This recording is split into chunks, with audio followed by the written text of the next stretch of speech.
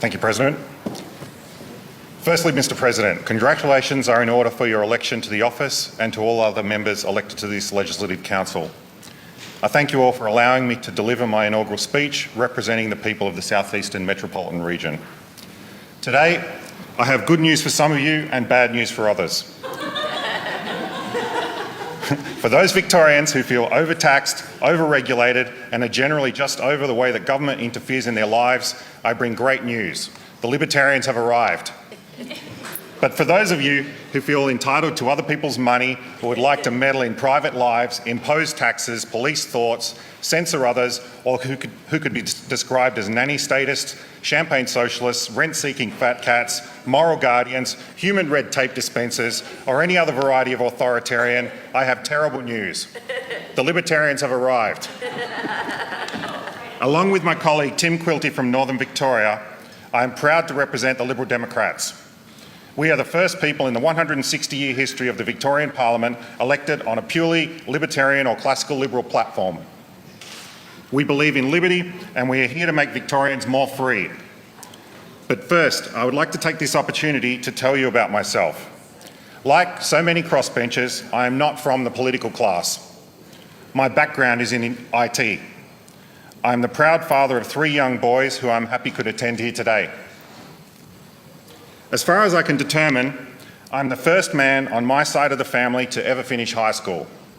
I'm also the first to go to university, and I'm certainly the first to ever be elected to office. It would be fair to say that I was born and bred in southeast Melbourne.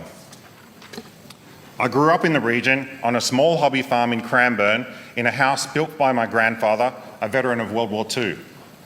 The area where I lived was still rural at the time, and we looked after horses, goats, cows, chickens, dogs and cats.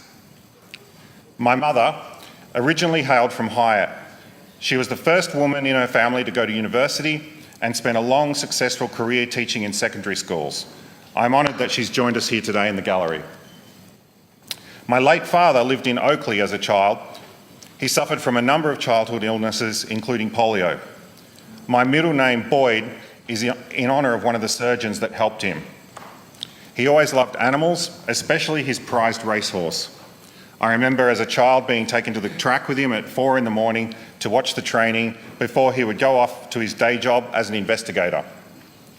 Unfortunately, he passed away suddenly from heart problems when I was a teenager, although he's with me in spirit here today. My family was never political.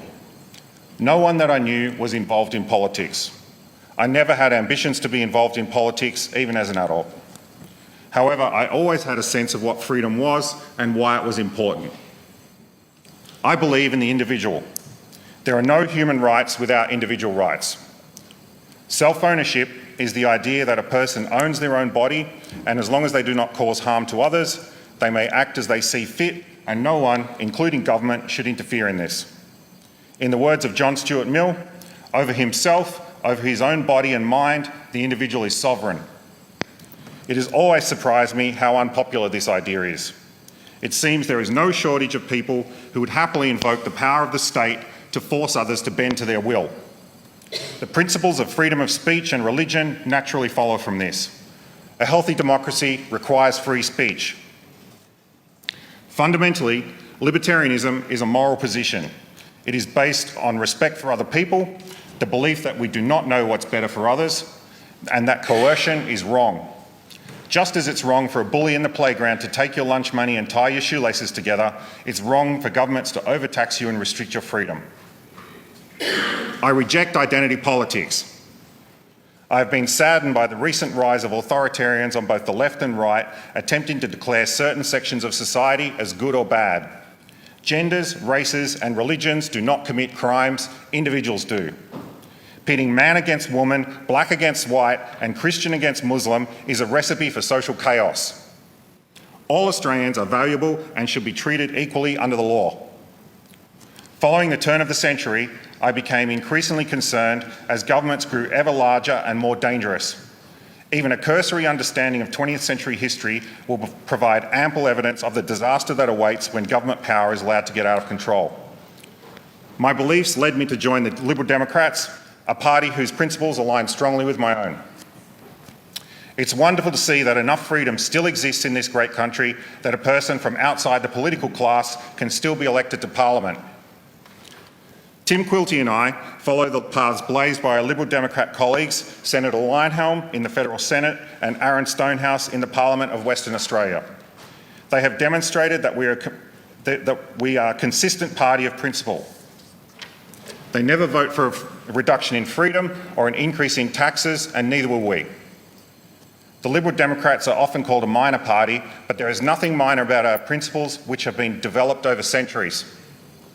Libertarians are consistently on the right side of history. We have led debates about free markets, a philosophy which has lifted billions of people out of poverty. We have been at the forefront of campaigns for women's suffrage, free speech, against slavery, and more recently for marriage equality and assisted suicide. I intend to carry on our grand tradition of being right by urging my colleagues to open their eyes and end the pointless, costly and deadly war on drugs. Like the failed experiment of alcohol prohibition in the US in the 1920s, drug prohibition also has been a catastrophe with similar consequences. As a taxpayer, I've had enough of spending billions of dollars on our justice, health and welfare systems to support prohibition. As a citizen who values the integrity of institutions, I've had enough of the proliferation of organised crime, petty crime and corruption. As a parent, I've had enough of hearing about young people dying from adulterated substances produced in backyard labs. It's time we not only talked about the harms caused by drugs, but also started talking about the harms caused by drug prohibition. In Portugal, the possession of drugs was decriminalised in 2001.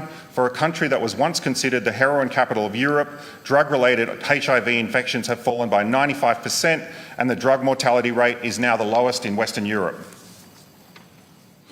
I will listen carefully to constituents about how the nanny state is encroaching on their lives and untie red tape wherever I find it.